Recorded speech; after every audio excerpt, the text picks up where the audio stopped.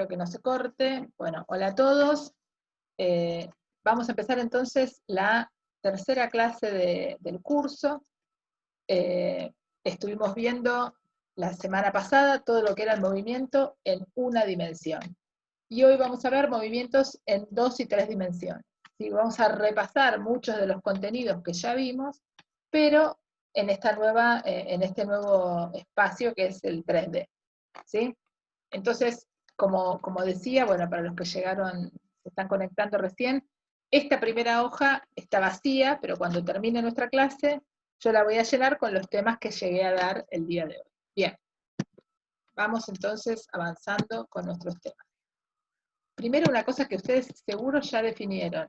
Yo simplemente me voy a ayudar acá y lo voy a poner de esta manera simplemente para retomar un poco, porque ustedes ya vieron con Santiago las cuentas o toda la parte de la matemática vectorial básica de la materia. Pero bueno, un poquito para ir retomando, vamos a definir un par de cosas. Entonces, hasta la semana pasada, la posición de un móvil para nosotros evolucionaba con el tiempo, cambiaba con el tiempo, y era una x de t. Y ahora vamos a hablar de una posición que tiene 3 dimensiones, en el caso más complicado posible. Un cuerpo que se mueve en el espacio. Entonces tenemos un cuerpo que hace, un móvil que hace algún movimiento cualquiera, nosotros queremos poner nos preguntamos cuál es su posición, y su posición va a ser un vector en este caso. Entonces, si yo tengo este punto P, este vector R, ¿sí?, es el que me dice dónde está ese punto. ¿Y cómo se describe ese vector R? Y se describe en función de cuánto dista en la coordenada X, en la coordenada Y y en la coordenada Z del punto 0, que es el origen de coordenadas. Entonces siempre un vector se refiere a un origen de coordenadas que previamente todos aceptamos. Esta es una forma muy típica de escribirlo, donde el I versor, J versor y Z versor son estos vectores en 3D. ¿Sí? Fíjense, si yo digo que la posición de este P que yo digo acá es el vector 3, está en el vector en 3, 2, 1, querrá decir que en el eje X se movió 3, en el eje Y se movió 2, y en el eje Z, que será para adelante o para atrás, se movió 1. ¿Está bien? Y esta notación la vamos a usar mucho. Estos versores, como seguro vieron en la clase práctica, tienen una particularidad, que es que su norma vale 1, o sea, su módulo vale 1. ¿Sí? Recuerden que el módulo del vector se calcula elevando al cuadrado cada componente y calculando la raíz cuadrada. Entonces, 1 al cuadrado más 0 raíz cuadrada da 1, y así con todos. Y entonces, un vector cualquiera, yo lo puedo escribir de esta manera, en función como una suma, pero poniendo acá la cuestión vectorial de manifiesto en la expresión del versor, o escribiéndolo explícitamente, que por ahí es la manera que uno más acostumbrado está. ¿Está bien hasta acá? Bien. Pero, ¿se acuerdan que la clase pasada y la semana pasada en general comentamos qué cosa? Comentamos que cinemática, que es el tema que nos ocupa hasta hoy, es el estudio del movimiento de los cuerpos. Y el movimiento, describir el movimiento de un cuerpo, se hace completamente cuando yo soy capaz de dar cómo evoluciona la posición y la velocidad de ese cuerpo, y la aceleración si esa aceleración no es constante. Entonces, una vez que uno logra definir el vector posición, tiene que pasar a definir el vector velocidad. Si ustedes, cuando miren, cuando estudien para el final y cuando vayan estudiando para la práctica, van a darse cuenta que esta clase que estamos viendo ahora, estas primeras transparencias, y las que vimos la semana pasada, son casi iguales, simplemente que ahora estamos en 3D, pero vamos a seguir exactamente la misma lógica. Vamos a empezar con la posición, vamos a pasar a la velocidad, y después vamos a pasar a la aceleración. O sea, los objetivos que perseguimos son los mismos. ¿Qué es lo que se nos complica acá? La expresión matemática de los elementos que tenemos entre manos. ¿Por qué? Porque esos elementos dejaron de ser unidimensionales y son tridimensionales. Bien, Entonces, ¿qué es lo que tenemos acá? Tenemos, fíjense acá en celeste, en línea punteada, tenemos la trayectoria que recorre la partícula. Es una partícula que se mueve por el espacio tridimensional. A un cierto tiempo está en la posición 1 y un rato más tarde está en la posición 2, ¿sí? ¿Cómo podemos calcular la velocidad media? Si se acuerdan, la velocidad media era el promedio, exactamente, era decir, la posición, no el promedio, es la posición final menos la posición inicial sobre el tiempo que tardé. Ahora, ¿cuál es la diferencia? Que esta resta que tenemos acá arriba, en lugar de ser una resta de escalares, se transforma en una resta de vectores, ¿sí?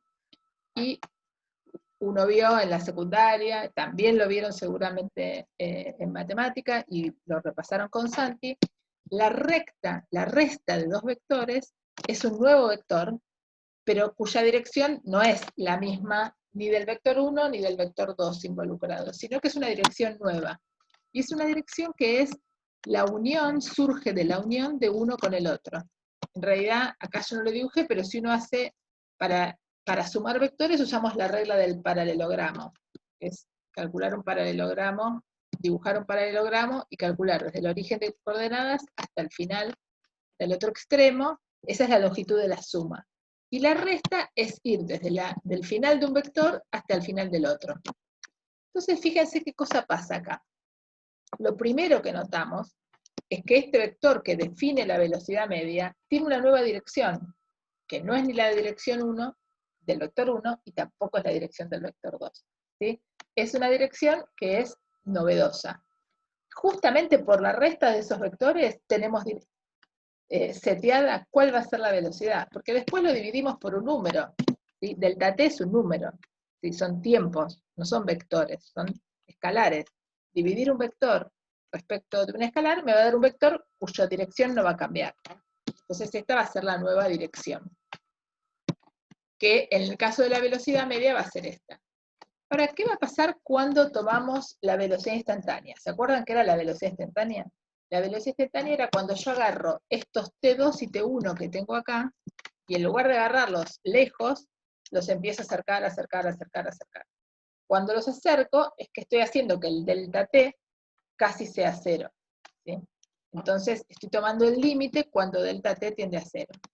Cuando el delta T tiende a 0, estas dos rectas que tienen acá dibujadas ya no van a estar tan exageradamente separadas, sino que van a estar muy cerquitas, y lo que van a tener es un vector con esta dirección. Imagínense que tienen una recta acá y otra acá, apenitas movida, ¿sí?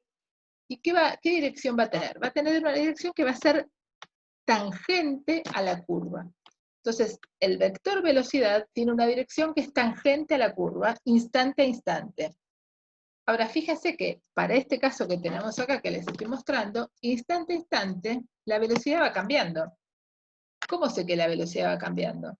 Porque sé que el vector va a ir cambiando su orientación. Esta flechita que tienen acá en verde no va a ser todo el tiempo la misma. Entonces, esto que yo acá puse como el vector velocidad, que se describe de esta manera, es algo que depende del tiempo. Instante a instante va a ir cambiando. ¿Sí? Perdón.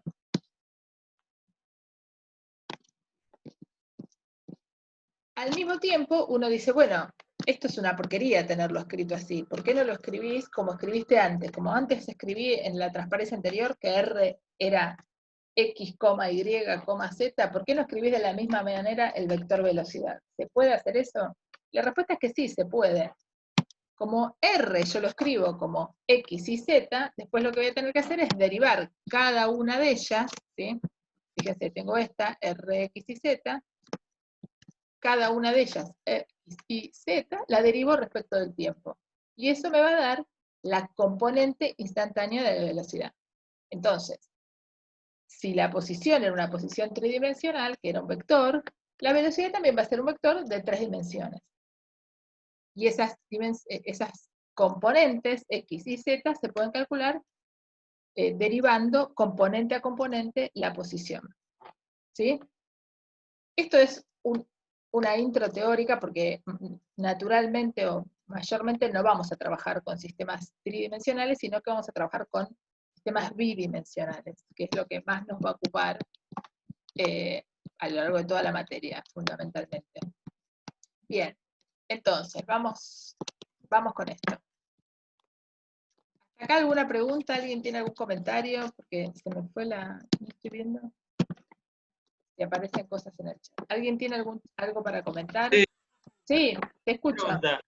Entonces, la velocidad media siempre ha sido una dirección y la velocidad instantánea cambia de dirección dependiendo del tiempo. La velocidad media va a tener una dirección dependiendo de quiénes fueron tus T1 y T2.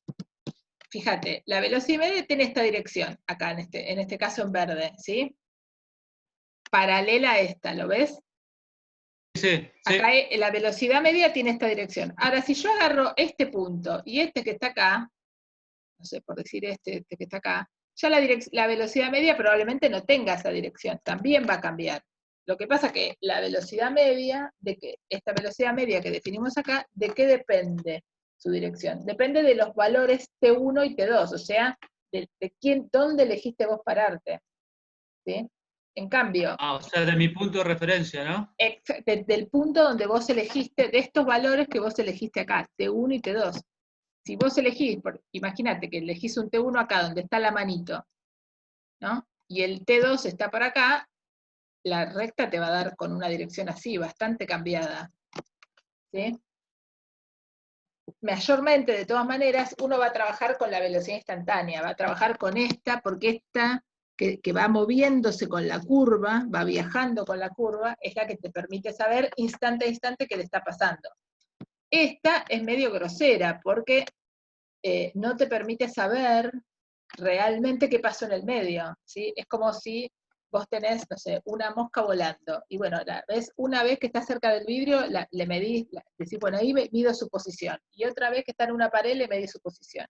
Y con eso sacás la velocidad media que te da una cosa, pero si la mosca se la pasa dando vueltas sobre sí misma, no lo vas a poder contabilizar eso en tu operación, porque ni lo vas a ver si elegiste los tiempos muy distantes uno del otro. Por eso digo que la velocidad instantánea es la que te da sí la información de lo que pasa todo el tiempo con esa partícula que se está moviendo. Ahora en un rato vamos a ver un video que nos va a ayudar. A ver, tengo algo acá. Bien. Bueno, entonces, acuérdense que yo grabo, después me grabo lo que ustedes ponen en el chat. ¿Sí? O sea que si alguien quiere hacer alguna pregunta, pero no tengo tiempo de responderla, o por ahí pasa que no la respondo, yo después les contesto, o sea, lo voy a agregar en el PowerPoint.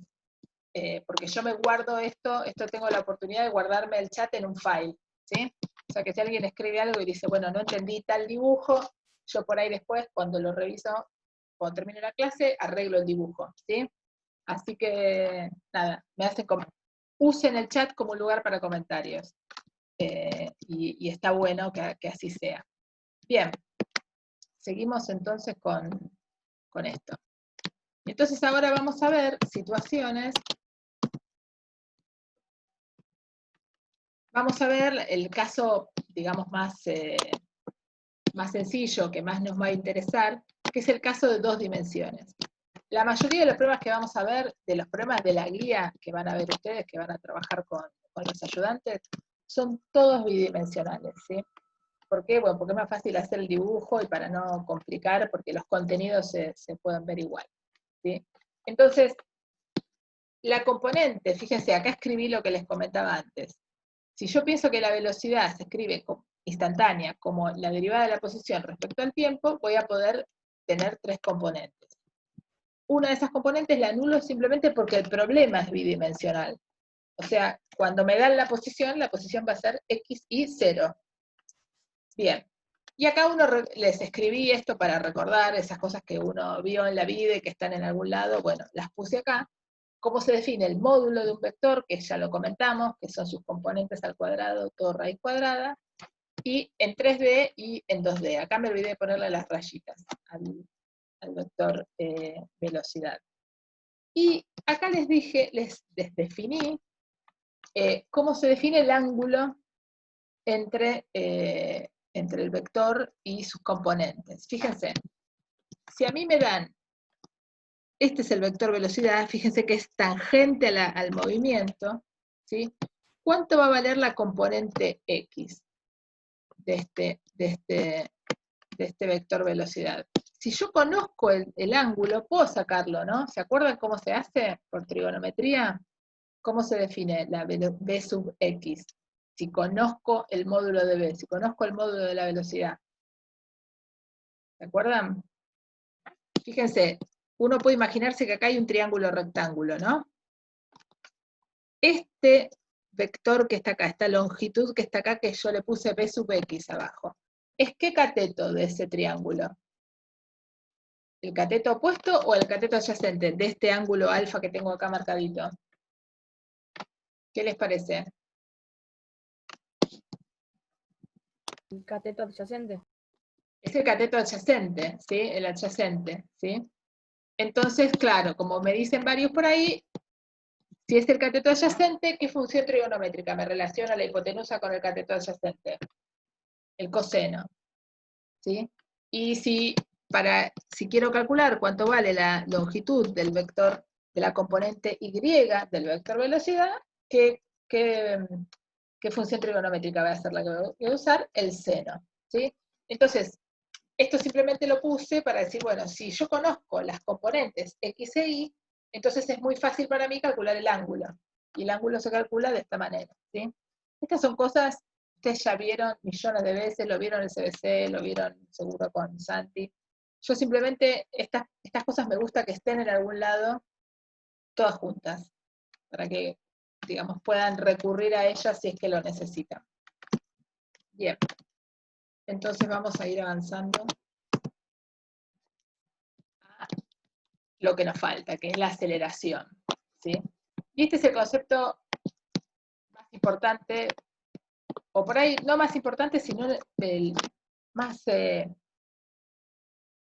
relevante, porque tenemos que interpretar qué es lo que significa la aceleración instantánea de un cuerpo que se mueve en 2 dimensiones, como en este caso, o en 3.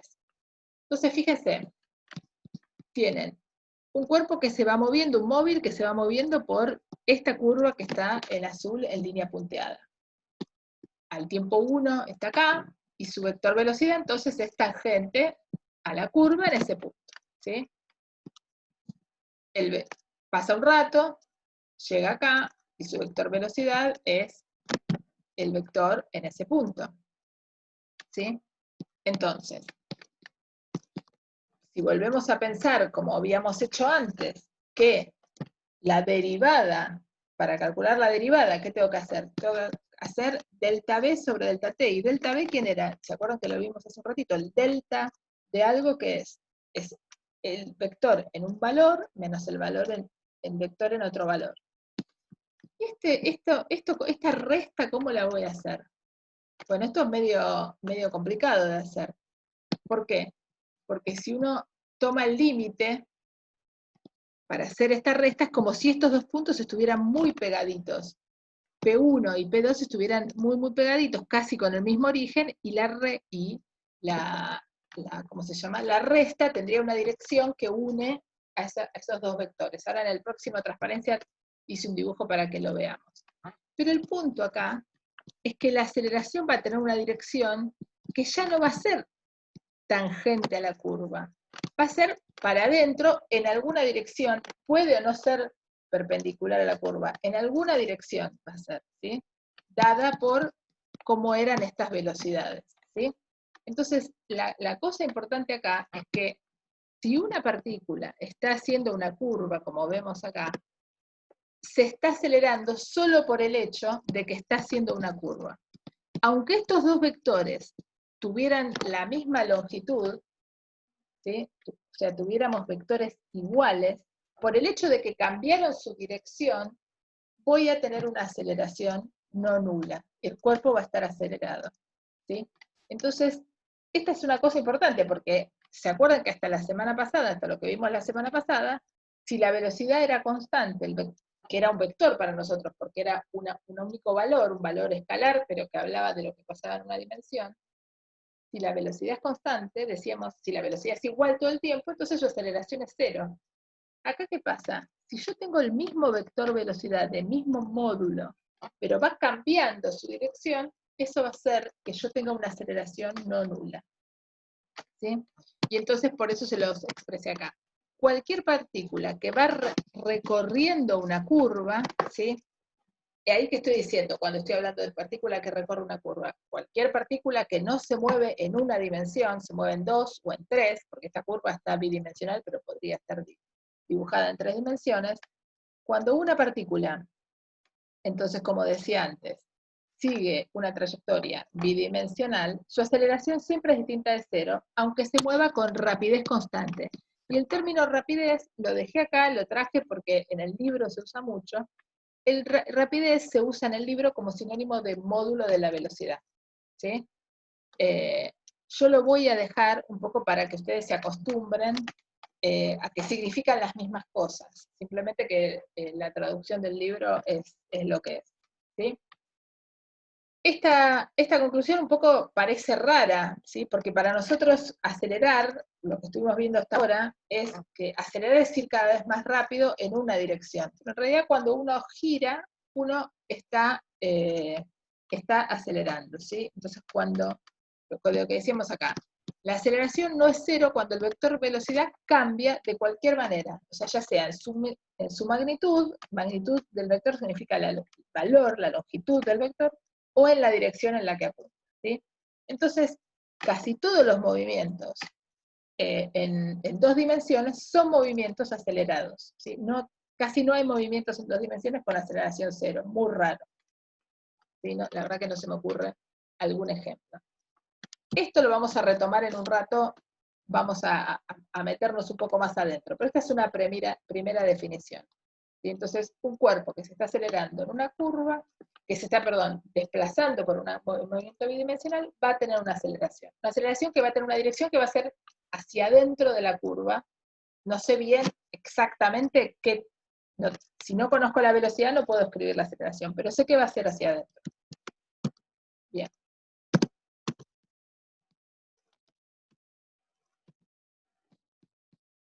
Ahora vamos a meternos un poco en el detalle de ver esto, ¿sí? Por eso acá van a ver que hay más dibujos y vamos a un poco discutirlos en detalle. Entonces,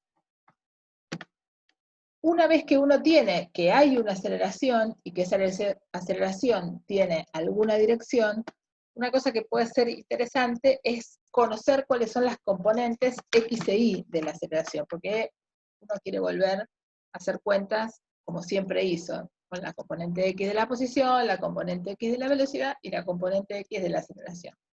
Después veremos qué significa la componente X y la componente Y, pero en principio uno puede tratar de descomponer esto, la aceleración. Y hay un concepto que es muy útil, que es decir, bueno, ¿cuánto vale la aceleración en la dirección perpendicular a la velocidad? Y otra es la dirección paralela a la velocidad.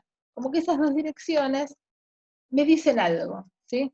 Fíjense que la dirección paralela a la velocidad es muy fácil de definir, aunque yo tenga la curva más complicada posible, ¿sí? Fíjense, veámoslo en este caso que tenemos acá. Tenemos una partícula, esta negrita, que se mueve por esta curva, ¿sí? La dirección paralela a la velocidad es clara, es aquella dirección que está en la dirección de la recta verde, de este vectorcito verde. Obviamente, cuando el móvil esté acá, el vector velocidad va a ser distinto, pero el vector velocidad va a ser distinto, pero la dirección paralela al vector velocidad va a ser fácilmente describible. Todos la vamos a entender, ¿sí? Obviamente lo que sucede ahí es que instante a instante cambia. No es un sistema de referencia que está quieto. Instante a instante va cambiando su dirección, por lo menos va rotando de alguna manera, ¿sí? Bien. ¿Hasta acá estamos? ¿Hasta acá hay alguna duda? ¿Sí? ¿Se entiende el dibujito este, qué es lo que va pasando? Sí, acá el vector velocidad está dibujado un poquito separado, simplemente para que la superposición no haga que todo sea un bollo, ¿sí? Pero el vector velocidad en realidad estaría, esta línea verde tendría que llegar hasta acá, ¿sí? ¿Lo ven eso? Bien. Bueno, entonces, Si el vector velocidad es este y el vector aceleración es este, vamos a definir dos componentes de la aceleración. Uno va a ser la aceleración paralela, ¿sí? Va a ser la componente paralela de la aceleración, que es paralela a la trayectoria, y la perpendicular, ¿sí? ¿Y cómo hacemos eso? Y bueno, necesitamos conocer justamente el ángulo entre alguno de ellos, ¿sí? Va a haber que conocer los ángulos. Entonces, pero fíjense que vamos a sacar algunas conclusiones. Fíjense, la componente paralela de la aceleración, ¿sí? La componente paralela, ¿sí? Es una magnitud que no cambia, ¿sí? Va a ir siempre paralela, ¿sí?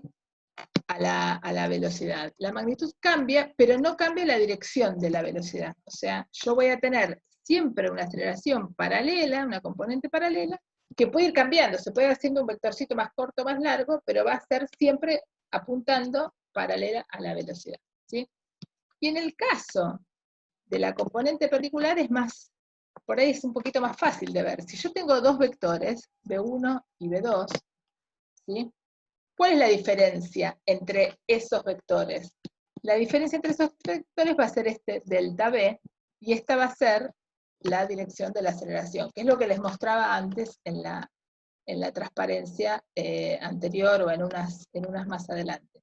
Fíjense que esto existe porque estos dos vectores no son exactamente paralelos. Hay un pequeño ángulo entre ellos. Si yo tuviera los dos vectores superpuestos, el delta B sería 0 y la aceleración esa aceleración me daría 0, ¿sí? Entonces, la dirección cambia, ¿sí? Pero no cambia la magnitud de la velocidad. Yo tengo dos vectores con la misma, fíjense, acá tengo dos vectores que tienen la misma longitud, o sea, son vectores del mismo módulo, pero cambian su dirección. Hay una aceleración neta, es una aceleración en esta dirección, en la que une B1 a B2. Acá tengo dos vectores que tienen la misma dirección, pero distinta longitud. Y tengo una aceleración, pero tengo una aceleración que tiene la misma dirección. ¿Sí? ¿Se ve? Vamos a plantearlo de otra manera como para fijar las ideas. Es como que nos preguntamos, ¿en qué situaciones yo voy a tener aceleración de un cuerpo si me muevo en dos dimensiones? Y la respuesta a esa pregunta es en dos situaciones diferentes. Vos podés tener aceleración porque tenés velocidades diferentes, pero de la misma dirección, con lo cual la aceleración va a ser en la dirección en la que te estás moviendo, es lo que vimos la semana pasada en realidad. O podés tener aceleración con dos vectores del mismo módulo, pero que su diferencia sea una esté corrido respecto del otro, hay un ángulo entre los dos. ¿Sí? Si te pasa eso, entonces, aunque tengas el mismo vector velocidad, aunque tengas la misma longitud, vas a tener una aceleración. ¿Y esa aceleración en qué se gasta? ¿Cómo? ¿De dónde aparece? Y aparece en justamente hacer doblar el cuerpo. Cuando yo estoy haciendo doblar un cuerpo, aparece la aceleración. ¿Sí? Y acá un poco lo que tenemos es resumida esa información. Ahora entonces, alguien me pregunta si pueden darse los dos tipos de aceleración a la vez. Sí, los movimientos más generales tienen los dos. Tenés una parte que hace acelerarlo en la dirección paralela y otra parte en la dirección perpendicular. ¿Sí? Ahora les quiero mostrar, voy a sacar esto,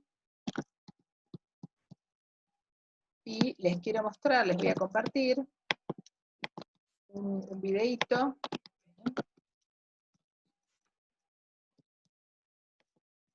Vamos con el video. Les voy a compartir.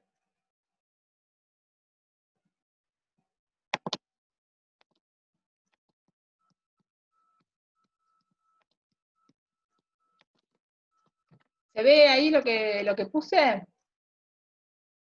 Sí, se ve. Sí, sí. Bien, perfecto. ¿Qué es lo que tenemos acá? Este es otro, también la dirección de la simulación, la vieron que estaba ahí en la transparencia y les va a quedar disponible. Tienen una vaquita de San Antonio, acá lo llaman mariquita, pero bueno, yo se los traduzco al argentino. espera que lo voy a checar un poco, a ver si pueden ver todas las...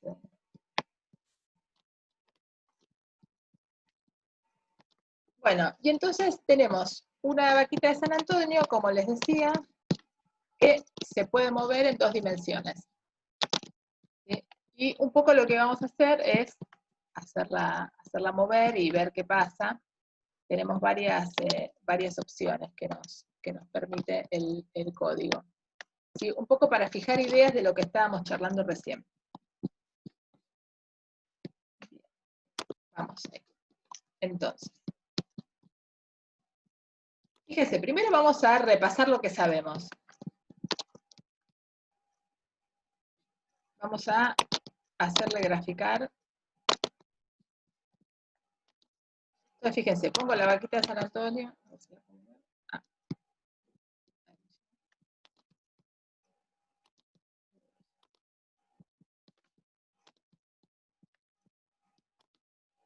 Entonces, la ponemos a andar. Yo, este movimiento que le imprimo es como para dónde le doy la velocidad.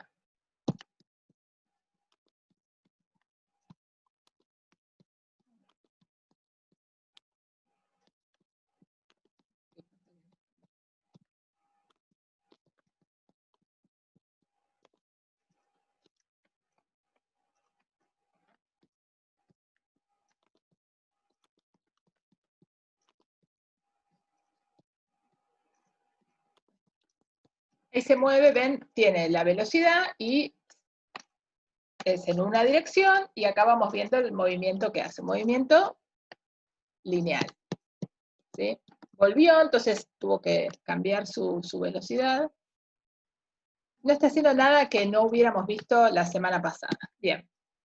Ahora, ¿qué pasa si hace un movimiento circular la vaquita de San Antonio? Fíjense, ahí nos está graficando. Fíjense, la velocidad, ¿sí? Se ve que está en verde, y la aceleración, que es lo que la hace girar, es lo que hace este movimiento de giro, ¿sí? Y hace que tenga este movimiento circular. Fíjense que el vector aceleración, la longitud de ese vectorcito que ven ahí medio rosado, se mantiene constante. ¿Sí? Y la velocidad, la longitud también, pero ¿qué pasa con la velocidad? Va cambiando. Fíjense, acá donde tiene el control remoto, porque uno podría tocar ahí y cambiarle la... Yo toco esto, le cambio la velocidad. ¿Sí? Bueno, ahí lo pasé a manual porque lo toqué. ¿Sí?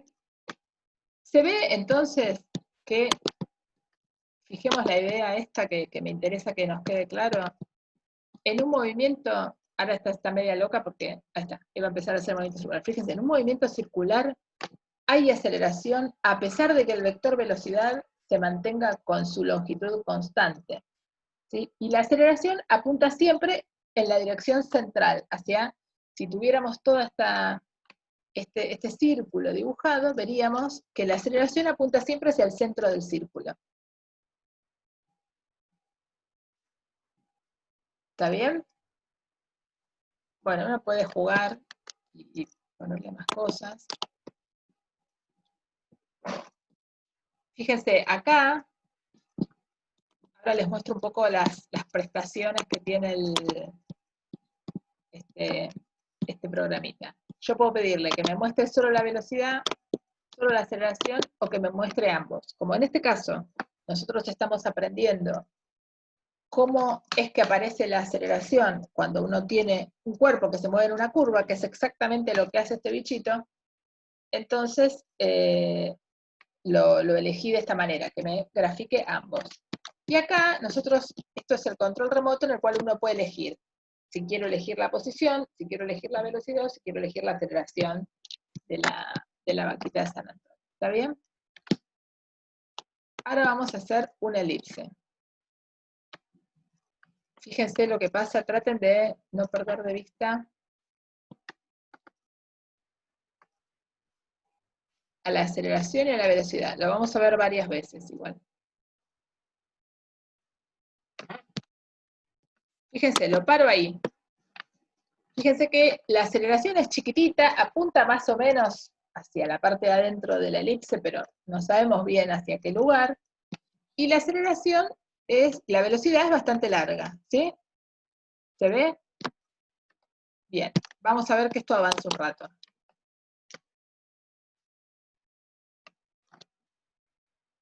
Fíjense, ahí claramente se ve que qué pasó con la velocidad, con el valor del vector, del módulo del vector velocidad. ¿Qué pasó con ese valor? ¿Aumentó o decreció respecto del instante anterior en el que suspendí la simulación? ¿Qué pasó con la longitud del vector velocidad? ¿Le pongo vuelta? Miren que no sé si hay alguien que está escribiendo, no lo estoy viendo ahora.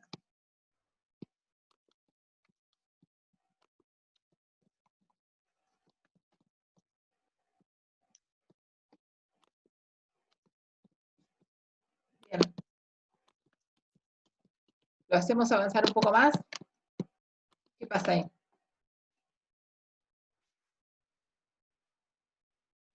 Fíjense, empieza a crecer más o menos hasta que llega más o menos hasta la mitad de la elipse. Y una vez que pasa esa mitad de la elipse, fíjense, la aceleración es muy chiquita ahí. La velocidad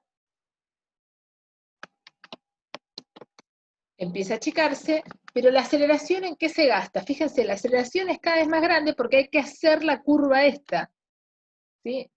No sé si esto lo llegamos a ver. ¿Hay alguna pregunta hasta acá? ¿Alguien quiere que lo vuelva a pasar, que haga alguna cosa diferente? Chusmenme, así yo me trato de entender o de imaginarme qué es lo que no queda claro. Si alguien tiene algún comentario, me dice.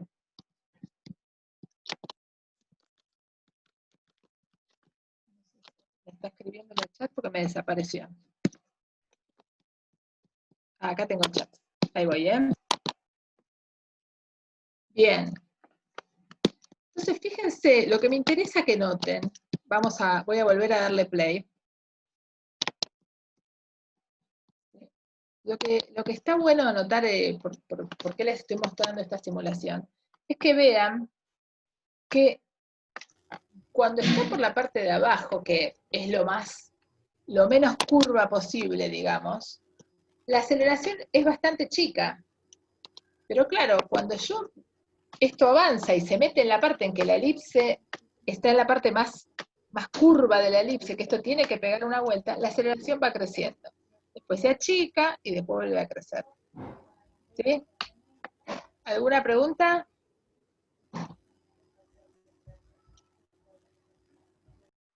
No, por ahora no.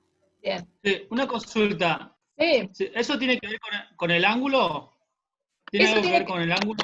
en realidad tiene que ver con el tipo de elipse que tengo. Si yo tuviera fíjense, cuando yo la elipse la llevo al caso más extremo posible, la elipse perfecta, digamos, que es un círculo, fíjense, ahora va a empezar a hacer el círculo.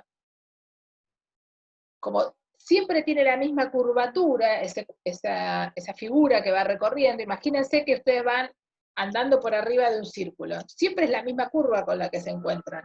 En cambio, cuando uno tiene una elipse, si la elipse es más oblonga, hay partes donde hay una curvatura muy pronunciada y otras veces donde hay una curvatura menos pronunciada.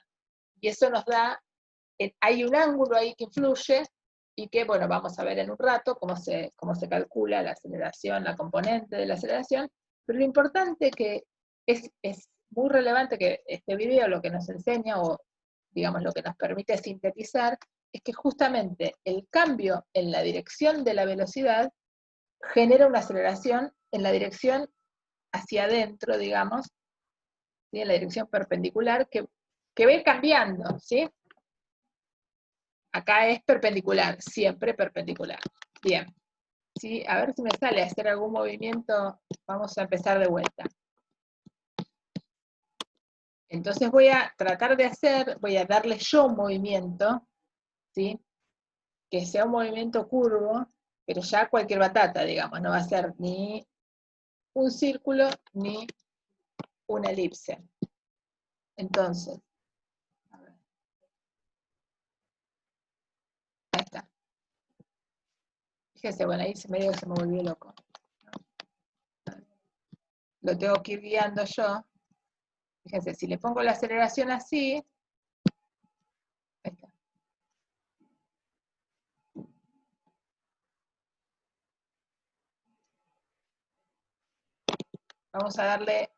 Vamos a ponerle aceleración ahora.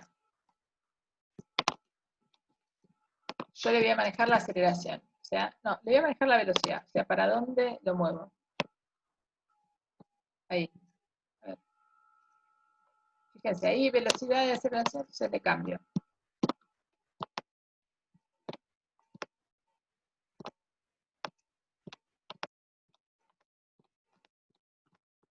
Fíjense, cada vez es muy... Está bueno y estaría bueno que lo hagan ustedes en sus ratos libres. Cuando uno justamente le cambia la dirección de la velocidad, aparece la aceleración. Cambio la dirección de la velocidad y me aparece una aceleración. Cambio la dirección y me aparece una aceleración. Cambio esta dirección y aparece la aceleración.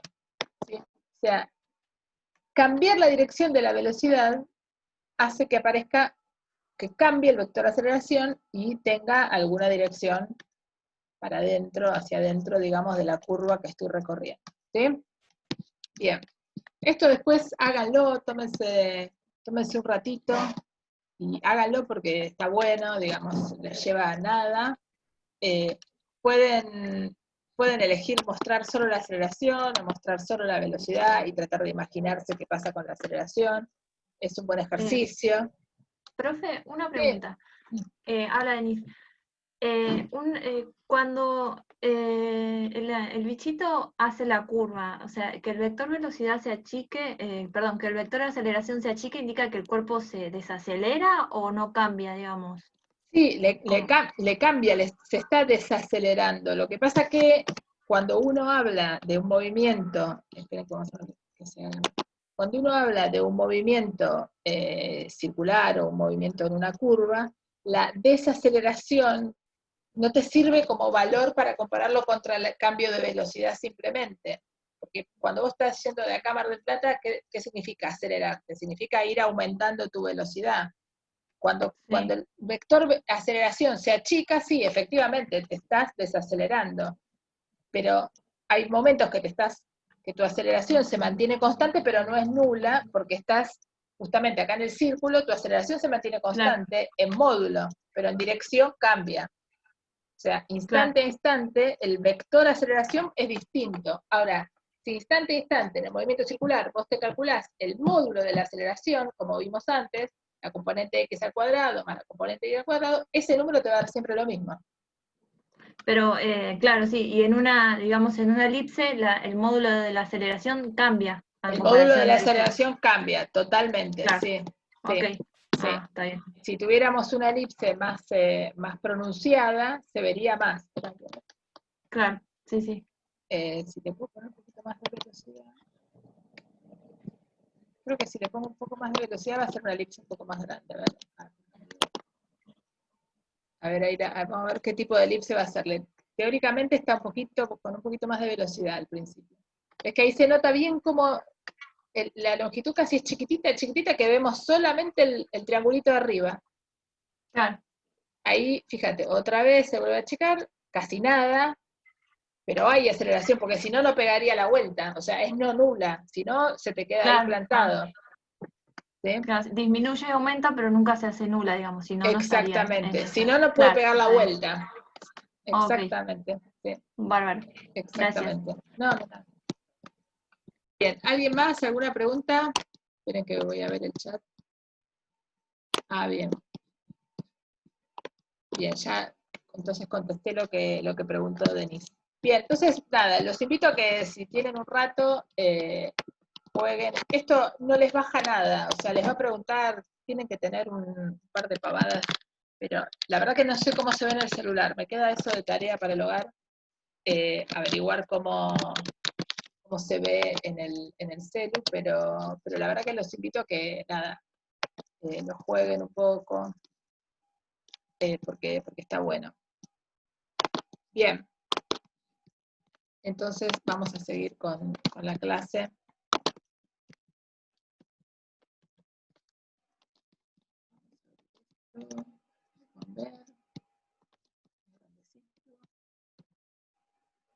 Bien, entonces, bueno, nos queda ahora, sí, vamos a ver estas dos transparencias y después les voy a dar un ratito de descanso. Entonces, ¿cuál es el movimiento bidimensional por excelencia? El más conocido, muchos de ustedes lo habrán visto en la secundaria, todos lo vieron en física del CBC, es el movimiento que llamamos tiro oblicuo, que en realidad es la descripción del movimiento de cualquier proyectil, ¿sí? Es un movimiento justamente bidimensional, ¿sí? Siempre suponemos que es bidimensional. Es un movimiento donde la partícula parte con alguna velocidad inicial, que es un vector, ¿sí? Fíjense, acá tenemos, le doy una velocidad inicial, ¿sí? Con alguna dirección, y ese cuerpo va a subir un poco, y en algún momento va a empezar a caer. ¿Por qué se va a empezar a caer ese cuerpo? ¿Qué parece? ¿Por qué nos sigue subiendo y se va hasta el infinito y más allá? ¿Qué es lo que tenemos? Tenemos la gravedad, ¿sí? La gravedad lo tira para abajo. Entonces, es un cuerpo que tiene una velocidad inicial, recorre una trayectoria que es una trayectoria parabólica y tiene una aceleración constante para abajo, ¿sí? Fíjese lo que le va pasando. Vamos a ir viendo instante a instante como si tuviéramos una foto de los distintos momentos. Esto les va a servir también para un poco fijar las ideas respecto de la componente de la velocidad.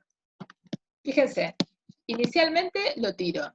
Tengo esta componente de la velocidad, que va a tener una componente X y una componente Y. ¿Sí? Pasa un rato, llega hasta acá.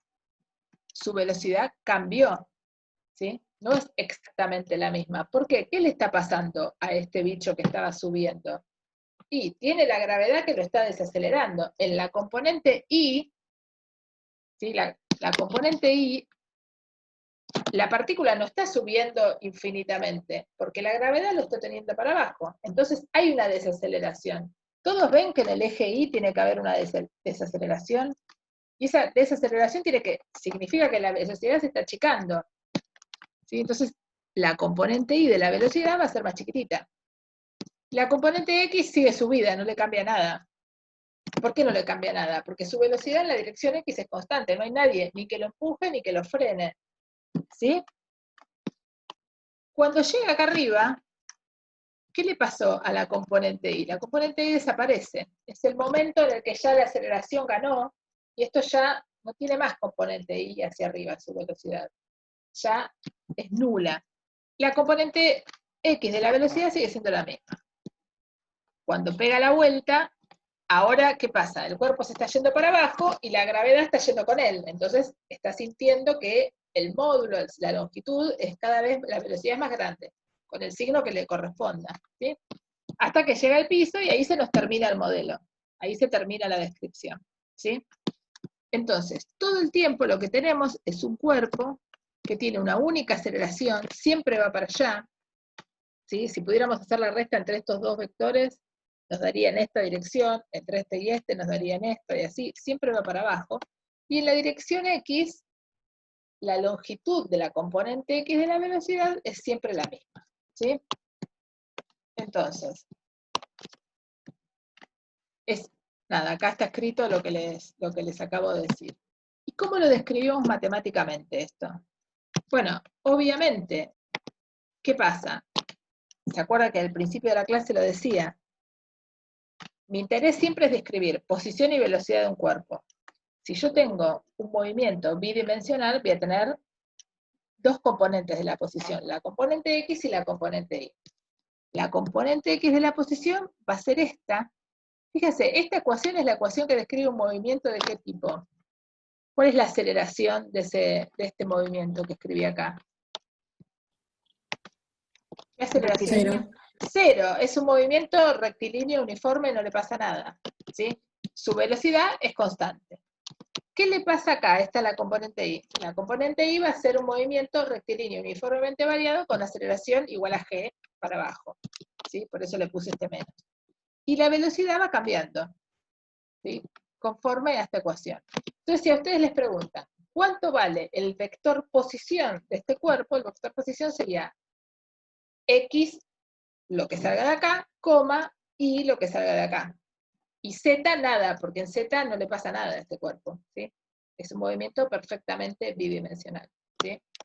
Este tipo de ejercicios tienen en la guía, y seguro hicieron también en el CBC, pero en la guía hay un par, y es un tema importante porque nos permite describir un movimiento muy típico, en el cual la aceleración es conocida y constante, en una dirección y en el otro no pasa nada, ¿sí? Fíjese que esto rápidamente uno puede complicar un problema de estos, porque si yo a la dirección X, ¿sí? Si yo en lugar de tener una partícula que la tiro así y la dejo que haga lo que la naturaleza dice, le pongo un motorcito que la empuje en la dirección X, podría complicar un poco más el problema y agregarle acá un poco de complejidad. Entonces tener componente X con aceleración dada por algún valor, y componente Y con aceleración dada por la aceleración de la Tierra, ¿sí?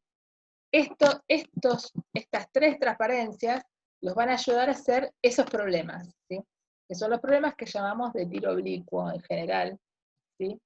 Que son movimientos bidimensionales donde la gravedad es la aceleración. Fíjense, ¿cuál es la diferencia entre este problema que estamos viendo y el que vimos en la vez pasada de Galileo? ¿Por qué esto hace un movimiento tipo parábola y las monedas de Galileo caían derechitas hacia el piso? ¿Qué es lo que pasa ahí? ¿Qué diferencia tenemos? Si es la misma Tierra la que nos está trayendo al bicho este que tiro o a la monedita de Galileo. ¿Qué es lo que pasa? ¿Cuál les parece que es la diferencia? ¿Cómo se llamaba? ¿Se acuerdan del problema que yo les dije la vez pasada? Si uno vuelve para atrás, se llamaba caída libre, ¿sí? ¿Qué significaba caída libre? Que yo agarro la partícula y la suelto, no le doy ninguna velocidad, ¿sí? ¿Qué quiere decir que no le doy ninguna velocidad? Que no le imprimo velocidad en ninguna dirección, la suelto. Su velocidad inicial, ¿cómo era en el caso de Galileo? Para todos los problemas de las cuentas que hicimos de Galileo. ¿Cuánto varía la velocidad? Igual a 0. Igual a 0. Y ahora no es 0. Es un número en la componente X y otro número en la componente Y. O sea, estoy teniendo un movimiento muy parecido. Le cambié una sola cosa. Le agregué a la velocidad es no nula ahora. Entonces, como la velocidad no es nula, tengo una dirección X de la velocidad, una dirección Y de la velocidad, el problema se complejiza y el movimiento de ese proyectil ya deja de ser unidimensional y se transforma en una parábola. ¿Sí? Bien. Ahora nos queda la parte más aburrida, creo yo, más matemática de la clase, así que los voy a dejar descansar un rato, hasta las 6:10. 6:10 retomo.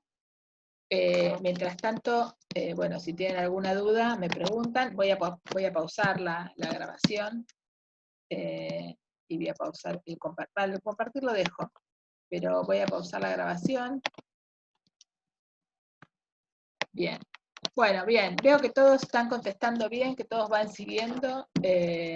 Si alguien me quiere hacer algún comentario, yo ahora dejo de grabar, pauso y después la voy a volver a grabar. Y vamos entonces a retomar lo que estábamos trabajando antes. Bien. Puse el PowerPoint porque me parece que las flechitas se ven mejor con el PowerPoint.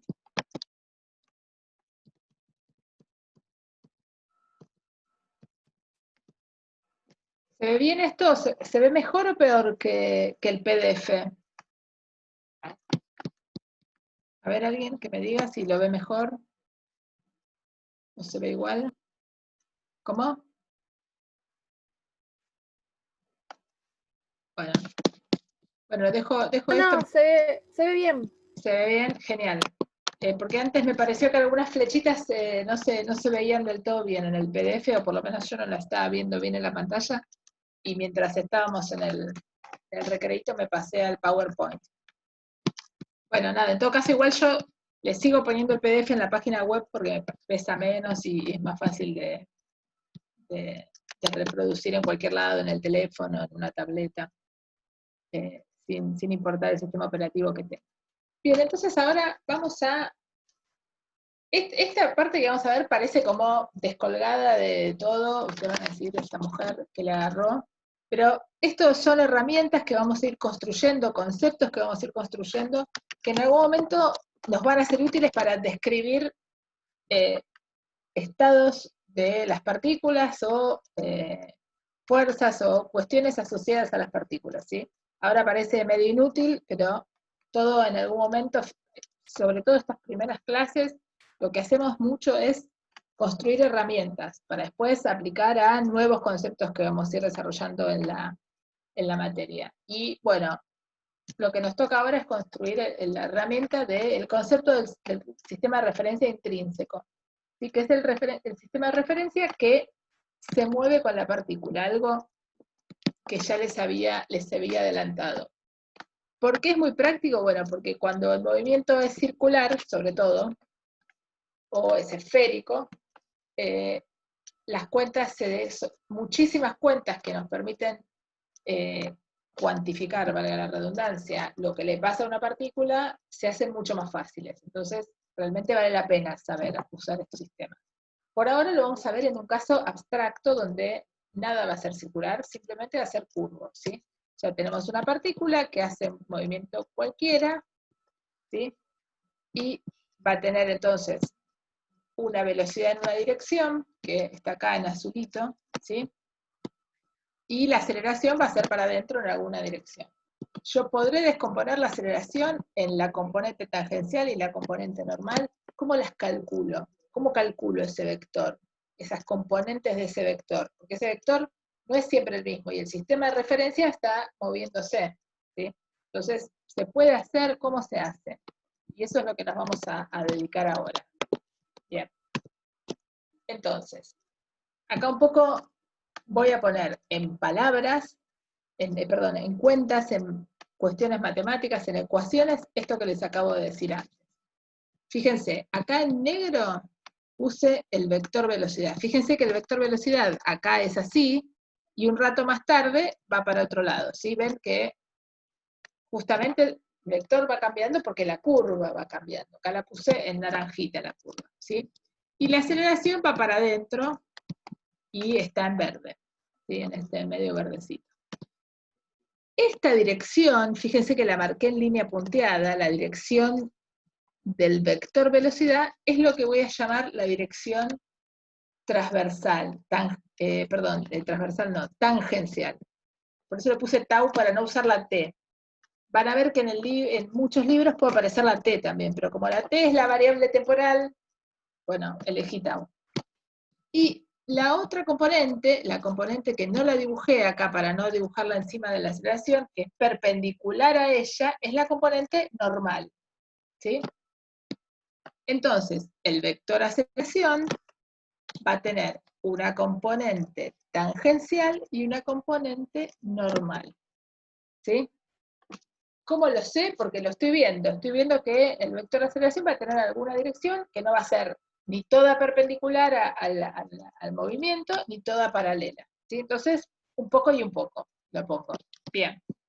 Ahora, el vector velocidad, estoy segura que se escribe así, como el módulo de la velocidad por la dirección que tiene, que es la dirección tangente a la curva, ¿sí? Hasta acá estamos todos se convencen de que la velocidad la puedo escribir de esta manera, como estoy marcando acá, ¿sí? Esto es importante, si alguien no lo entiende, páreme, me pregunta, lo volvemos a discutir, porque toda la cuenta parte de este lugar, ¿sí? O sea, la velocidad va a tener un módulo que va a ser esta longitud, que es esta B que puse acá, sin flechita arriba. ¿En qué dirección? En la dirección tangencial. La dirección tangencial no es una dirección constante, no la puedo llamar X o Y, porque va cambiando. Cuando yo avance un poco, la dirección tangencial va a ser otra, ¿sí? ¿Estamos todos de acuerdo hasta ahí? ¿Sí? Cuéntenme si alguien se perdió, si alguien necesita hacerme una pregunta. Bien. Entonces, y ahora vamos a... Estas dos cosas son cosas que sabemos.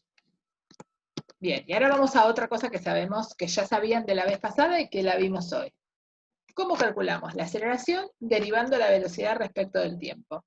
Bien, entonces tengo que agarrar este vector velocidad y derivarlo respecto del tiempo. ¿Sí? Entonces me lo escribo así, v por la dirección tau. ¿Estamos? Bien. Y ahora que esto es un producto de dos cosas, es el producto de un número, que es b, por el versor, que el versor es un vectorcito, ¿sí? Que tiene componentes, cuales ellas sean, pero tiene componentes, pero es un vector, ¿sí? ¿Estamos todos hasta acá? Bien. Entonces, acá voy a aplicar la derivada del producto, ¿sí? ¿Se acuerdan cómo es la derivada del producto? Es la derivada del primero por el segundo sin derivar, más el primero sin derivar por la derivada del segundo. Entonces, fíjense, acá derivo la velocidad. La multiplico por por el tau, por el versor tau, va sin derivar. Más la primera sin derivar por la derivada del segundo. ¿Sí? Bien. ¿Hasta acá estamos todos? Perfecto. Si alguien tiene alguna pregunta, me para. ¿Sí? Bien. El vector tau, entonces, como les decía, ahora vamos a volver para atrás a ver un poco quién es phi. Pero bueno, como les decía, entonces, el vector tau tiene, ¿cómo se llama? Dirección cambiante y longitud constante. Esperen que se me fue. Bien. Muy bien, entonces, esta primera parte de a dt en la dirección tau es un número, si conozco cuánto es b, hago la cuenta y se terminó. Pero acá me quedó esto, que es medio raro, ¿sí? Porque es la derivada de un versor, ¿sí? O sea, es b, que lo voy a conocer, con suerte, pero esta parte no. Entonces, hay que tratar de hacer esta derivada. Y para expresar esto, para hacer esta cuenta en derivadas, vamos a tratar de expresar esto en coordenadas cartesianas y después lo vamos a derivar como aprendieron ustedes a derivar en matemáticas, ¿sí? Entonces, fíjense, acá volví a dibujar lo mismo, pero con un poquito más de detalle, ¿sí? Simplemente para no perdernos, ¿sí? Esta parte síganme, vamos a ir haciéndola despacio, me preguntan si tienen alguna duda, me paran, ¿sí? Esta transparencia nos va a llevar un rato. Entonces, fíjense, tenemos a un t fijo, tengo este tau. La partícula se está moviendo y esta es su velocidad, ¿sí? Y forma un ángulo phi, que llamé acá, con la horizontal, con el eje X, ¿sí? Este vector, ¿sí? Que esta línea, digamos, se va a juntar con alguna otra y van a formar un ángulo, que es el ángulo que voy a llamar de phi, y que tiene que ver, este punto, ¿quién es? Este punto es un instante más tarde, ¿sí? Entonces, fíjense, a un tiempo t, tengo esta velocidad, a un tiempo t más 1, t más lo que sea, t más, yo le puse t más 1, pero en realidad es un t más delta t, más de t, lo que sea, ese otro tiempo, ¿sí? Acá lo tengo que corregir, porque es de t. Entonces, ¿qué sucede? Si yo uno estas dos rectas, tengo un ángulo acá. Y esto lo voy a llamar ρ. ¿Ρ qué es? ρ es el radio de curvatura de esa curva que se está describiendo. ¿Es un radio constante? Y no, porque fíjense, cuando esté el tipo por acá arriba, el radio va a tener otro valor. Sí, pero es una manera de decir, bueno, si la partícula hace un movimiento circular, el radio va a ser constante, si no, será variable. ¿Sí? Bien. Y esta es la dirección normal. ¿Sí? Este ángulo, si ustedes se fijan, es 90 grados, lo dibujé pensando en eso. Y esta es otra dirección normal. Justamente, como cambié, la normal también cambió. ¿Sí? Bien. Este ángulo vale de phi, y yo les digo que este ángulo también vale de phi. Bueno, hay varias maneras de verlo eso. ¿sí? La manera por ahí más sencilla es pensar qué sucede si uno trae esto hacia acá, porque el DT es muy chiquitito y se los imagina como que están pegados, quedan dos triángulos que son semejantes, y los triángulos semejantes tienen ángulos que también son congruentes. Esa es una manera de mostrarlo. Eso si les sirve, si les aporta. Van a ver que acá no tiene demasiado interés. Lo puse así para el que le interesa, después me lo pregunto. Muy bien. Entonces, recapitulemos un poco. Phi es el ángulo entre el eje X y tau. Eso lo dije hace un rato. De phi es el ángulo entre las componentes tangenciales, pero también es el ángulo entre las componentes normales, porque se mantiene. Un poco uno eso lo ve. Si yo tengo un sistema de coordenadas que es perpendicular, después lo giro, el sistema de coordenadas sigue siendo perpendicular entre sí. El ángulo que forman va a ser con otras rectas, va a ser el mismo, ¿sí? Acá no lo puedo representar, no puedo empezar a mamarrachar esto, porque si no, no van a entender nada, pero se sigue de ahí. Bien. Fíjense, ¿podemos escribir este versor tau en componentes? Fíjense, este versor tau, ¿qué componente va a tener? Acuérdense que les conté antes que el módulo de tau es 1, ¿sí? Porque es un versor. Entonces, la componente X, la componente en esta dirección va a ser, me lo contestaron al principio de la clase, va a ser el coseno del ángulo, ¿sí? Entonces va a ser el módulo de tau, que es 1, por el coseno del ángulo en la dirección X. Y la componente Y va a ser el módulo de tau, que es 1, por el seno de phi en la dirección Y. ¿Sí? O sea, lo único que estoy haciendo es calculando esta componente y esta componente vertical, que no la dibujé porque la tienen acá para no mamarreachar más el dibujo. ¿Sí? Bien. ¿Y la componente normal, cómo se escribe? Bueno, y esto es un poquito más fishy. Pero fíjense, la componente normal va a tener, está girada justamente 90 grados respecto de tau, porque es perpendicular a tau. Entonces, la componente van a ser las mismas, rotadas pi sobre 2. ¿Sí? Esa es una manera de ver el problema. ¿Sí? Otra manera, esta es la más sencilla. Pero esto, podemos ver que es igual a esto que les muestro acá. Y ahora les voy a contar por qué. Les voy a mostrar el dibujo. ¿Sí? Esto es algo que tienen que saber y que está bueno que lo practiquen. El que no haya terminado el CBC sin saber bien cómo se grafican las funciones trigonométricas, este es el momento de aprenderlo, porque si no, se van a perder. Acá, fíjense, yo quiero dibujar el coseno, voy a dibujar el coseno, ¿sí? El coseno de la función phi. El coseno de la función phi es este que está en verde. ¿Sí? Cuando phi vale 0, vale 1, cuando phi vale pi sobre 2, vale 0, cuando pi vale pi vale menos 1, por eso lo puse en verde. ¿Sí? Bien. Ahora muy bien. Acá les muestro otra cosa. ¿Qué pasa si esta función coseno yo le sumo pi sobre 2? ¿Alguien se acuerda qué significa, qué le genera a una función sumarle una fase? ¿Alguien me lo puede decir? ¿Alguien se acuerda de lo que vieron en matemática? ¿Qué pasa cuando le suman una fase a una función?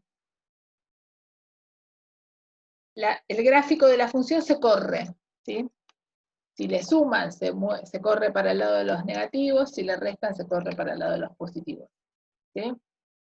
Es fácil de probar en, no sé, una cuadrática. Si ustedes tienen x cuadrado, les da una parábola. Si tienen x menos 1 al cuadrado, se les va a correr para 1 hacia el lado de los positivos. Es fácil de verificar.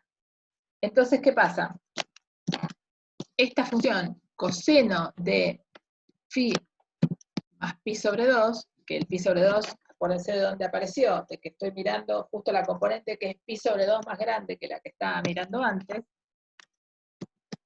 Entonces, ¿qué va a pasar? Voy a tener el coseno, que ahora lo voy a tener que correr pi sobre 2 para allá. Entonces, fíjense, este coseno que estaba en verde, me va a aparecer corrido pi sobre 2. Entonces me va a aparecer corrido 1.57 para acá. Y se va a superponer con esta función. Esta función que está en azul es coseno de phi más pi sobre 2. Y esta que está en rojo es el seno. Y el seno positivo. ¿Qué pasa si yo al seno le pongo un menos adelante? ¿Saben qué le hace eso al gráfico?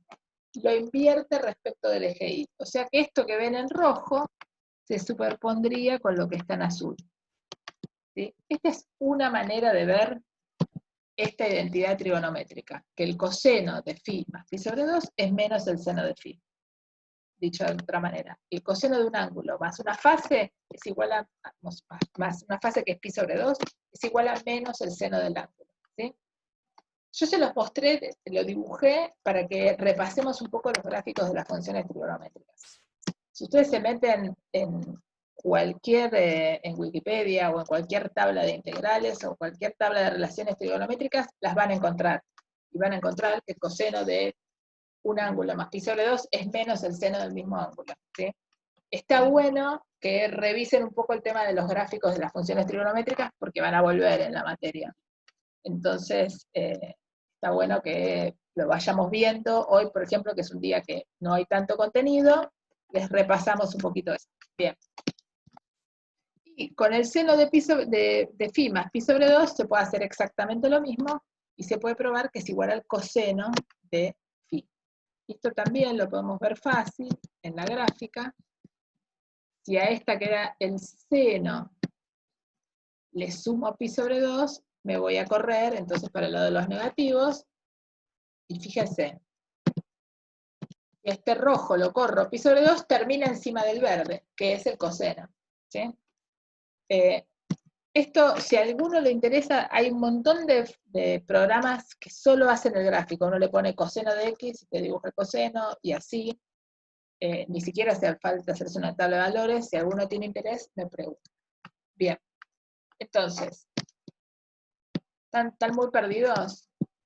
En este momento me serviría verles las caras, porque hice tantas digresiones que es probable que estén perdidos. Entonces, vamos de vuelta al... A ver, escucho comentarios. Profe, yo me perdí un poco en relacionar la normal, que es igual a coseno, o sea, no lo estoy viendo en el gráfico que está más arriba, Acá. que está arriba, digamos, en la trayectoria. En realidad, la normal es esta flechita negra que está acá, ves que tiene la N acá al costadito, dice N de T. ¿Sí? Sí. Entonces, el ángulo que forma entre esta normal y el eje X es phi más pi sobre 2. Se ve que este ángulo, si yo voy desde acá hasta acá, el ángulo que recorro es este cacho que es phi, más esto que es recto, que es pi sobre 2. Ah. Entonces, siguiendo esta misma relación, voy a decir, bueno, entonces el coseno es este. ¿Sí? Esa es una manera de verlo. Okay. De ver el asunto. Otra es pensar, también se puede pensar de esta manera. Si yo agarro, imagínate que yo tuviera el eje Y, voy a ver si puedo, vamos a crear acá. A ver si puedo volver al PowerPoint sin editar y le hago un dibujito arriba. Ahora quedó un poco más chico, yo sé, pero ahora le hago una rectita y después volvemos. No sé si me va a salir. Este es el eje Y. Vamos a ponerlo. Está medio torcido, ustedes comprendan. A ver, se quedó retorcido.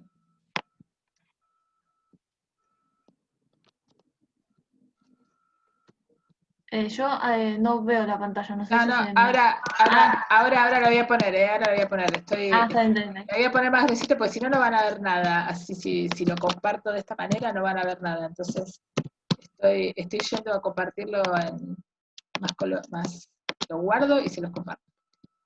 A ver, ahí vamos. Ahora sí, ¿eh?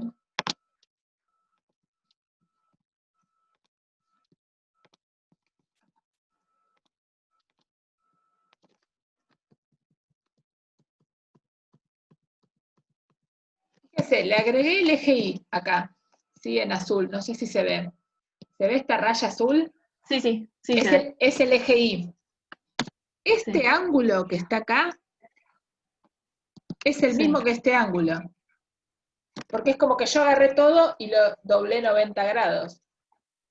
Ajá. Entonces, la componente X va a ser la componente que está, fíjate, la componente X va a ser la componente horizontal. Entonces va a ser el cateto opuesto, que es el seno. Pero como tiene que apuntar para el lado de los negativos, va a ser menos seno de phi. Y la componente Y va a ser el cateto adyacente, que va a ser el coseno. Como sigue apuntando para arriba, como apunta este, va a ser el coseno de phi. O sea, lo único que hice fue agarrar esos vectores y descomponerlos Y descomponer, claro. en sus componentes X e Y. Lo que pasa es que ¿quién es el ángulo? Y el ángulo es justamente este giro que hizo, que es medio difícil de ver. ¿Sí? Sí, se entendió. ¿Está bien? ¿Alguien más tiene dudas? Bien, entonces ya tenemos la normal escrita en coordenadas X e Y, la componente normal y la componente tangencial. Y apareció el ángulo que forman justamente los vectores velocidad respectivos con, la componente tangencial con el eje X y el eje Y. Bueno, en este caso con el eje X. Bien. Pero nuestro problema, vuelvo para atrás, era calcular este rectángulo que tengo acá, que es la derivada de ¿cómo se llama? El versor tangencial respecto del tiempo. Bien. Entonces, ahora allá vamos. Después de haber escrito los versores en componentes X e Y. Entonces, la derivada del versor tangencial, tangente respecto del tiempo, va a ser, tengo que derivar esto, respecto del tiempo. Phi depende del tiempo. Todos ven que phi depende del tiempo, porque cuando yo cambie, el ángulo phi va a ser diferente. O sea, a medida que yo voy moviendo por la curva esa que estoy recorriendo, el ángulo phi cambia. Entonces, phi acá depende del tiempo, es phi de t. Entonces, cuando yo derive esto respecto del tiempo, voy a tener que hacer la derivada de una función compuesta, ¿sí? La regla de la cadena. Entonces va a ser la derivada de coseno de phi, va a ser menos seno de phi por d phi de t. ¿Se acuerdan que ustedes por ahí en el CBC lo llamaban f' evaluada en la que sea la función por d lo que sea lo que está dentro de x? Bueno, la misma idea estamos haciendo acá. ¿Sí? Estamos usando la regla de la cadena para derivar. ¿Sí? ¿Por qué? Porque phi depende del tiempo. ¿Sí? Yo no lo puse porque ya era un bollo, ¿sí? Además le escribía el tiempo adentro. ¿Sí? Pero phi depende del tiempo. Entonces, la derivada de esta primera parte me da esto. ¿Por qué no pongo la derivada del vector del versor x? ¿Cuánto vale la derivada del versor x? 0 vale, ¿sí? Porque es algo constante. Lo puse al principio de la clase, es el 1, 0, 0. Derivo eso respecto al tiempo, vale siempre lo mismo. Así que esto es la derivada de esto por esto sin derivar, más esto sin derivar por la derivada de esto, eso da 0. Chao. Ahora hacemos la derivada de la segunda parte, del segundo término. Me va a dar la derivada del seno, me va a dar el coseno de phi, y ahora por d phi de t, o sea, regla de la cadena, el versor y. Y me da, fíjense, d phi de t lo puedo sacar de factor común. Y adentro me queda esto. Que esto es exactamente la componente normal. ¿Sí? Por eso lo puse así en amarillito y les hice la flecha con lo que está arriba. O sea, la derivada del versor tangente me da d phi de t, o sea, la derivada del ángulo que va barriendo en su movimiento, por la dirección normal. ¿Sí? Esta parte, esta transparencia, mírenla, vuélvanla a mirar, si tienen dudas me preguntan. ¿Sí? Esto no está en el libro, sea que si tienen dudas, me preguntan, me escriben, yo les mando una respuesta escrita a mano, o bueno, lo charlamos en algún momento, o sea, no hay problema. Esto me lo preguntan las veces que necesiten. Bien, vamos a ver si pasamos a la siguiente.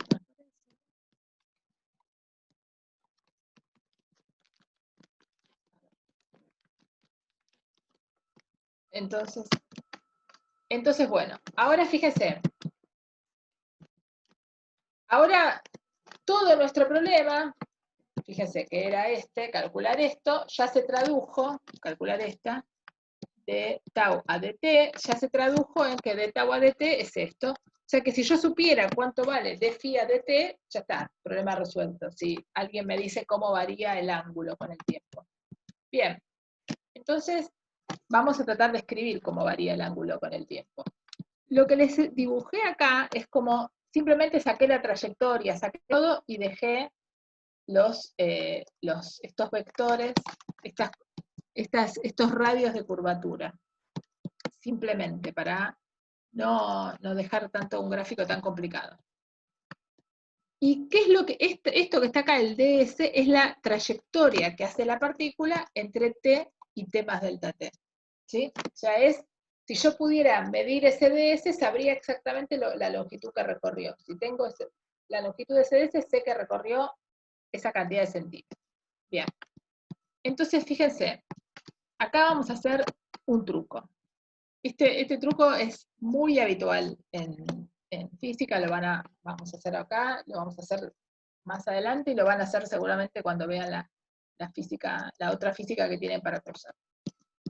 Vamos a escribir d phi a dt como d phi a ds por ds dt. Fíjense que estas ds se pueden cancelar y vuelvo al momento inicial, ¿sí? Como que estoy pensando, ¿sí?, que puedo escribir esta función phi como una función que depende también de s, que es s, acuérdense que es la curva, ¿sí? Bien, y ustedes me dirán, ¿y qué ganas con esto? Bueno, que ds a dt es la velocidad, porque la definición de velocidad, ¿qué es? Es espacio sobre tiempo. El espacio sobre el tiempo, como estos son chiquititos, esto es la velocidad instantánea.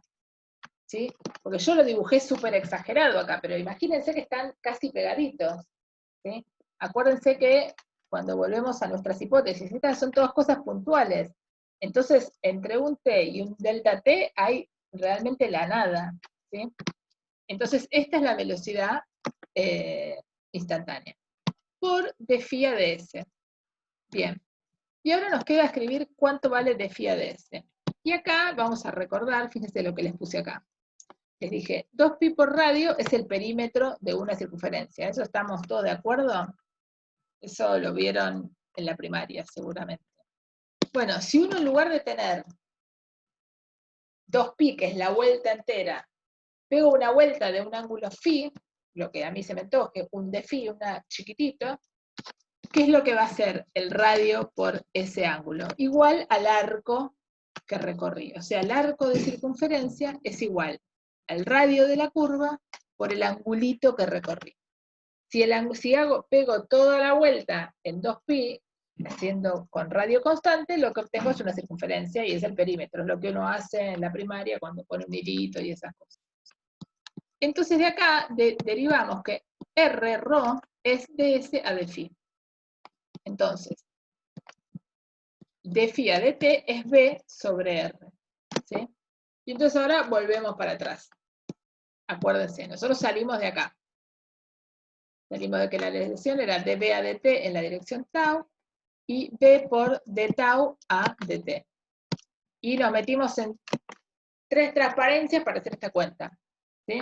Entonces nos queda esta primera parte, que es la derivada de b respecto de t en la dirección tau, y después me queda b por d phi dt, que lo escribimos como b sobre rho.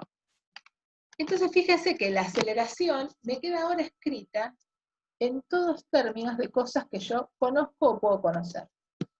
B es la velocidad, entonces la componente tangencial de la velocidad, fíjense, mide cambios en el módulo de B, dB a dt, la derivada del módulo de B, en la dirección tau.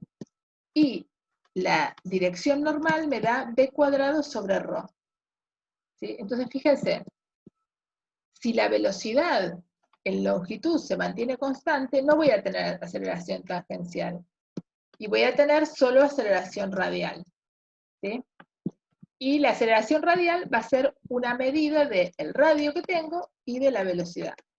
Fíjese que la velocidad va al cuadrado y el radio influye menos, divide. ¿Sí? Entonces, ahora me gustaría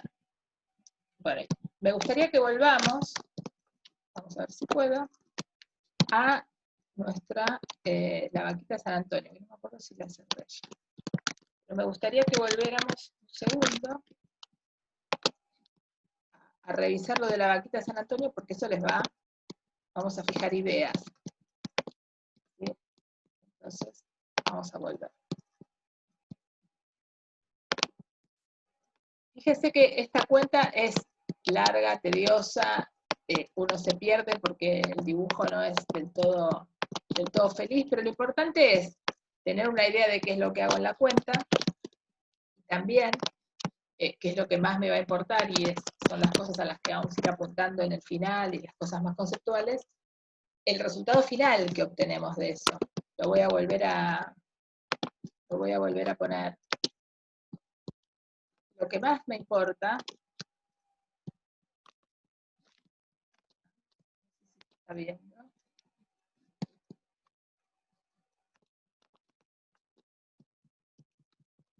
Sí, lo que más importa de esto es la conclusión que sacamos. Alguien me está preguntando algo, perdón, ¿eh? Bien.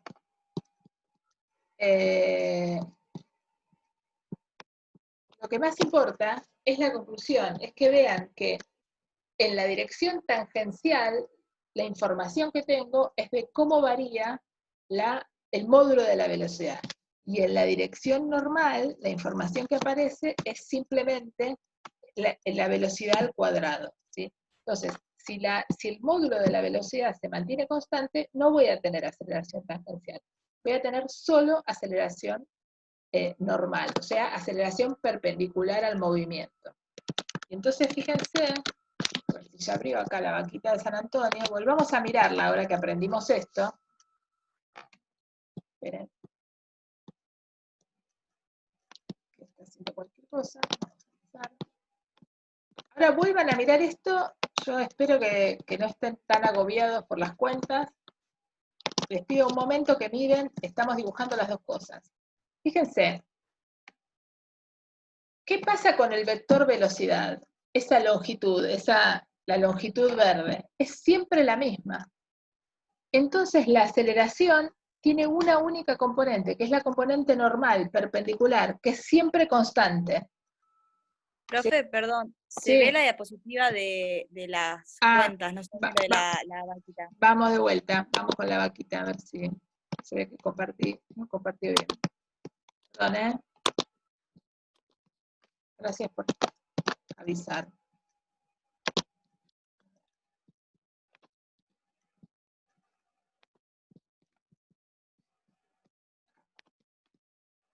Repito, que ya estaba emocionada hablando sola. Ahí está, ahí sí. Ahí estamos. Entonces, fíjense, les pongo que nos dibuje las dos cosas, velocidad de aceleración y que haga un movimiento circular. ¿Sí? A ver qué ocurre.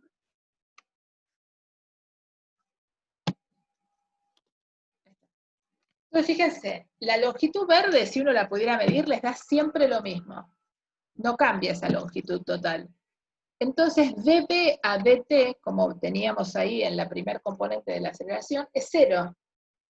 Y entonces la aceleración no tiene componente tangencial, tiene una única componente que es la componente normal. Obviamente normal al movimiento, entonces va variando. Ahí se ve bien. Si ahora paso la elipse,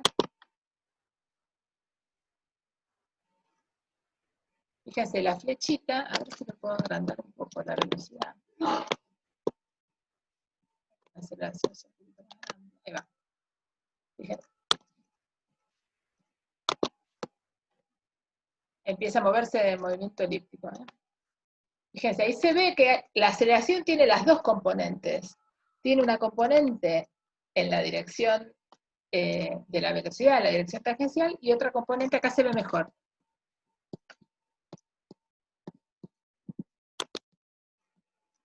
Y miren, fíjense, la aceleración no es toda perpendicular a la velocidad. Este ángulo, si pudiéramos medirlo, no es 90 grados, ¿sí? A ver si ahora cuando avanza un poquito, en algún momento se pone de 90 grados, y ahora fíjense, el ángulo es más grande que 90. Ahí le pongo pausa, a ver si...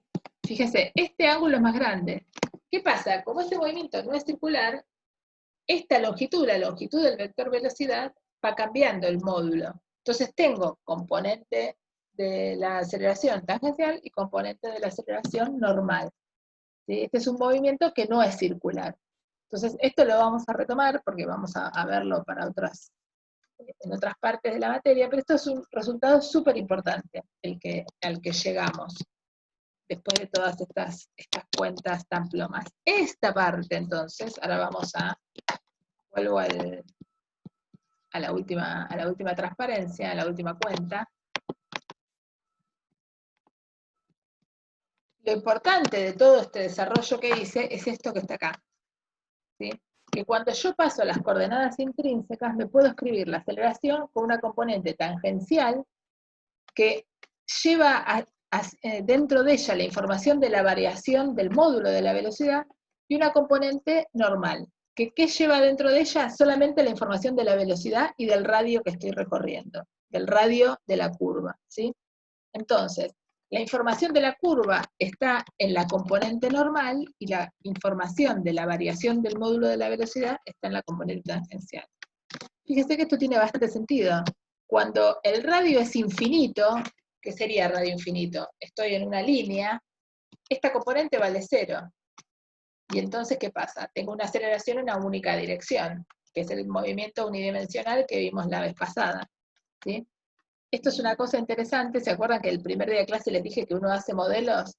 Uno después chequea que los modelos tengan más o menos sentido, ¿sí? Y bueno, esta es una manera de ver el sentido de nuestro modelo. Fíjense que si la velocidad es 0, la aceleración es 0, todo se queda quieto, no hay ningún movimiento en este caso. ¿Está bien? Bueno, con esto entonces hoy terminamos la clase. Voy a agregar el eje Y en base a la pregunta que me hicieron. Voy a chequear si hay alguna otra pregunta que me obligue a agregar algo, pero bueno, creo que con eso estamos. ¿Alguien tiene alguna pregunta, algún comentario?